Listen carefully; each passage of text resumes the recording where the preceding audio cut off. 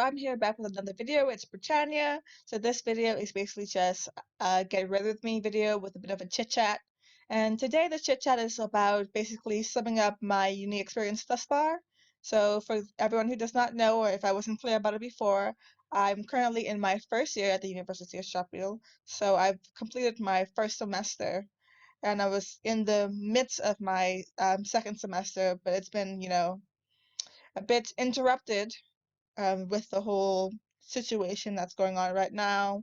I think I've mentioned this as well before, that we had to do, the schools decided to commence our spring break a bit earlier, like 2 weeks earlier, just in order for them to just, like, I guess, catch a breather and organize themselves correctly, because they have to reorganize, like, the timetable, figure a few things out for some teachers who just can't, I guess, uh, get anything done right now, because some teachers do have kids at home, and because all services that are not essential are closed, so that means primary schools, primary schools, high schools, babysitting, all of that obviously is not open right now. So there's also that difficulty for the school to think about, like how some teachers will be able to actually show up for online classes or get any real work done or do online seminars like in real time, as well as just like other conflicting issues to just get all the services up online for us. But yeah, other than those difficulties, I'm really trying not to stress myself out over right now. I just want to do a bit of a sum up of the positivity that I have experienced here at Sheffield, my first semester. So that is what this video is about today. So let's get right to it. So I'll just start off by saying that I picked Sheffield for a particular range of reasons. And when I say Sheffield, I do mean the city Sheffield and not the University of Sheffield. Like, that can be a whole nother video. So I picked Sheffield basically because the city is not too big. Like, it's not a London-based city where there's just like loads of people running up and down, or like a city like Manchester with loads of people running up and down. I didn't really want that coming from a small country. I don't think I'd be honestly quite that comfortable with that many people. And not to sound like a horrible person, but I just don't enjoy the company of large crowds and many people. I don't like a lot of people. I don't like people. People irritate the out of me sometimes, honestly. Especially like, just like strange people you don't know anything about, just do whatever for whatever particular kind of reasons. Yeah, I'm not for that at all. So I picked Sheffield based on that was like it's a decent sized city, not too small. Like I said, came from a small country. Don't particularly want to, continue small country living. I want to like something decent size, just but still small enough for me to be comfortable, basically. And Sheffield was what I expected when I got here in terms of size. I also picked Sheffield because it's quite natural of the city. However, the one thing I did not know about Sheffield when I got here was the hills, baby. The hills. Oh my gosh. Like, I did a lot of reading up about Sheffield, and it was like, oh, it's so natural. You get a lot of sunlight there for the UK. Not too many people, how I like a lot of local businesses, quite charming, quite nice people, not too cold for even up north, but the hills. In no one's article did I ever see, oh, by the way, 7 hills as long as your man's back that you have to walk up to school every single day. And it's like no matter where you are in Sheffield, you are walking up or down a hill. I just like I wish somebody would have told me about them hills, because I am not a physically active person. I am not, boo. But other than that, yeah, Sheffield's a pretty good city to live in. I find it quite comfortable. The people are quite nice, and it's also a very cheap city. And I really did want to be frugal and conscious when it comes to my first term and my first year, because you really do not know what you're gonna end up spending your first year at university. Like, there are a lot of, I guess, unexpected expenses you don't particularly think about, no matter how much research you do. And then little things you really just don't think about buying as well, like let's say for your room. For example, I did not remember to get a plunger for my bathroom until I needed a plunger. Okay, that's not pleasant. All right? Like, there's certain things you don't remember that you need when you've lived with your parents who have collected the things they've needed for a long amount of years until you need it.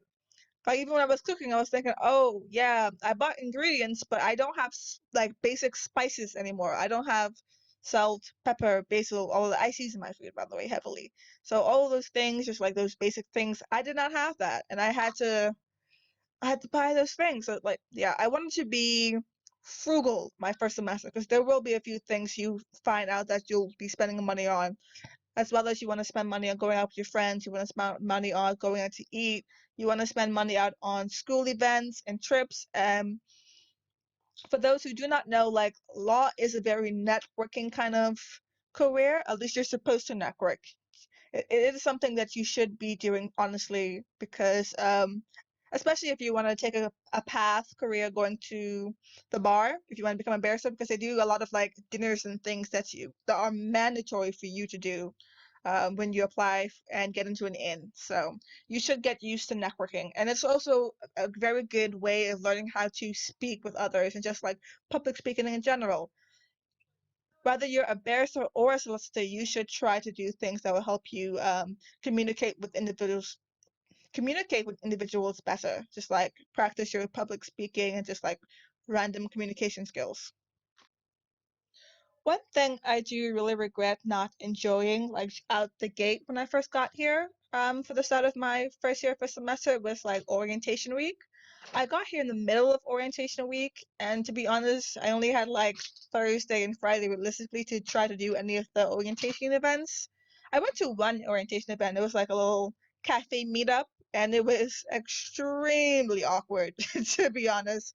I went with a now friend of mine, but it was the first time that we met. She just like texted me on Instagram saying, "Hey, I think I've seen you like walking around in Sheffield." I was like, "Oh, yeah, maybe. I just got here." She was like, "Oh, are you gonna go to this orientation event today?" I was like, "Yeah." I was literally on my way to it when I saw her text. So she's like, oh, "Okay, I'm gonna come right now. Like, just wait and meet me." So we met up. We went together, and it was just like so completely awkward. I am so glad that we went together and that she texted me beforehand, because they just sat us literally to a table. I think it was about 8 other students or so at the table, and you were free to grab tea or biscuits or whatever, and you're supposed to basically just try to talk to each other. But I don't know, the conversation, it it just felt forced.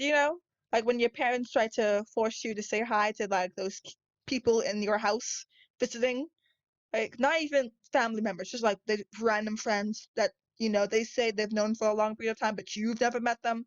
That's how it felt. It just felt like the most forced thing ever in the world. And I don't know, there's such a big difference between someone in their 20s, because I'm 21, versus versus someone around the age of 18 and 19, the average undergrad. But it's just like it feels like talking to them. I don't know.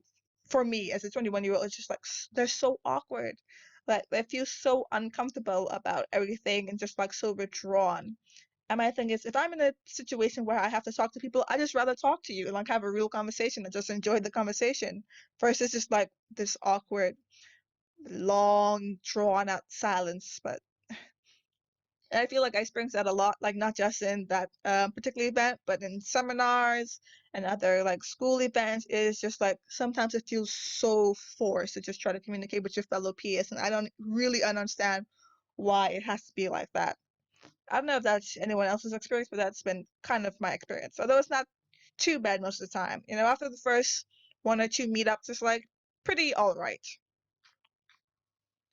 So if you do have a choice to realistically go to all of your or a lot of your orientation events, go to them. I really did wish I went to my events, but it just was not feasible for me from, between traveling and just trying to get in all my hours at work back at home before I got here. It just wasn't feasible. I was so dead tired. It wasn't happening. But if you can go to your orientation events, go, because I do wish that I did like meet a whole bunch of more people, because I do know a lot of people met like a lot of their friend groups right now from orientation events. So if you get a chance to go, go. Also, go to like your freshers week parties. They're pretty fun. Usually they give away things at them like houseware and stuff like that. Who doesn't like free stuff? I like free stuff. Go to fresher week parties. They're really enjoyable. Now, when I first got to my timetable, so like realistically how many hours I was gonna be putting into classes and seminars, I really did expect to have way more classes, but honestly, most of my days were pretty much unpreoccupied by university. I mean, I had what, I don't know, let's say, I don't know, 10 hours of classes a week, maybe less. I'm just like giving off a round ballpark on top of my head. Like, there are at least 2 days out of the week sometimes when I didn't have any class at all. And when I did have class, it would be like for an hour, at the most 3 hours a day, depending on the schedule. Unless you have a seminar, then those would be like an hour and a half or 2 hours in the week. But those are like every 2 weeks per the module I was doing. So I only had like three modules that guaranteed a seminar. So for the most part, I was really unpreoccupied. You're really just expected to do a lot of preparation by yourself at home, reading at home, just like that's most of your days when you're not in class, just you personally trying to put in the work for you to be able to learn the material and remember everything. But other than that, you're really not doing much. And to be honest, you don't need to study mass hours out of the day. Like realistically, a real work day is about what, 9, 10 hours, sometimes more. You when you're not at class for an hour, you don't need to study another 8 hours out of the day. So you do basically have a good amount of time to fit other things in. So I would say if you can fit things in, fit things in, especially in your first year, because as I've been told by many of the law students, your first year is really your year to try as many things as you can possibly can and just enjoy the experience of university. Because once you move into your second and third year, especially as a law student, it gets quite difficult because in your second year and definitely in your third year, this is when you're fighting for placements and internships in order to guarantee that you get, trainee contracts and stuff like that with law firms. So your first year, enjoy it, especially your first semester, to be honest, because your first semester is basically your learning curve. This is when you get to really see how work is done in school.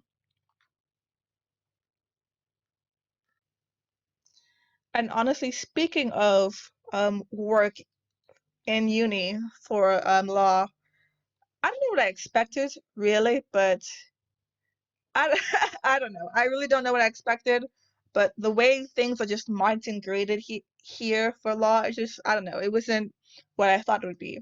So first of all, mainly you would get either an essay type question or a problem question for any modules you're doing and any topic you're doing. Essays, essays are essays. No matter what it is, an essay will always be an essay. The basics of the essays are always the same. Like, yeah, we don't really need to spend too much time about it. An essay is an essay. If you know how to write a good essay, you know how to write a good essay, no matter what the topic is. The only difference I guess, in law would be that depending on the topic, there'd be like certain points you can like really throw in there for extra marks because they're really stinted about the relevancy of things in order to get you extra marks and just like thinking, I guess, outside the textbook about what you can add into things in order for you to take your grade from, let's say, a 2-1 to a first. And of course, everyone's main achievement would to get a first. Everyone wants a first. They say that really no one gets a first, but I feel like if you try hard enough and you really do what you're supposed to do in terms of preparation and reading, it is achievable. It is an achievable grade. It's probably not achievable to get a grade like 85 or something, at least not in my uni, because they told us like basically the cap is 80, which I find so weird, by the way, that you would have something marked out of 100, but then you tell students that you stop grading most of the time at 80, and if you're damn near perfect, you may get 1 or 2 points above 80, but nothing more. I just feel like then the mark is not out of 100 because 100 is a damn near impossibility. Not even damn near, it is an impossibility. So why have that there in the first place? Just make the cap 80. I really don't get that whole system of out of 100, but you're only going to get up to 80, and then the whole, first 2-1, 2-2 kind of thing. But that's probably just because I come from a GPA environment, which it just makes more sense to me. 100 is 100. Like there are designated points everywhere in the work that you do that makes it possible for you to get 100 versus in the schoolwork you do right now in law school, at least in the university I am, where you have 100, but it's not really 100. Do you understand what I mean? I don't get it. Yeah, but for the most part, it's just I think the first semester has been me really trying to understand how to use the IRAC method and understanding how to really write the responses that they expect from you when it comes to law assignments. Because it is a different way of doing things, to be honest. It's just, yeah, like I said, the whole IRAC method thing, the whole issue rule apply kind of conclusion kind of thing. You would really think that you're going on the right path with issue will apply, and then they'll just throw all these kind of things at you like, oh, this is not relevant, that's not relevant, oh, don't say this, say that, do this, and it is like a bit of a whirlwind, I guess, from like different formats of just short answer questions. Because a problem question in law is not the same as a short answer question. You can't just give a direct answer. They do not want a direct answer. They want a thorough explanation, but at the same time, they don't want you to go overboard in the things that you say.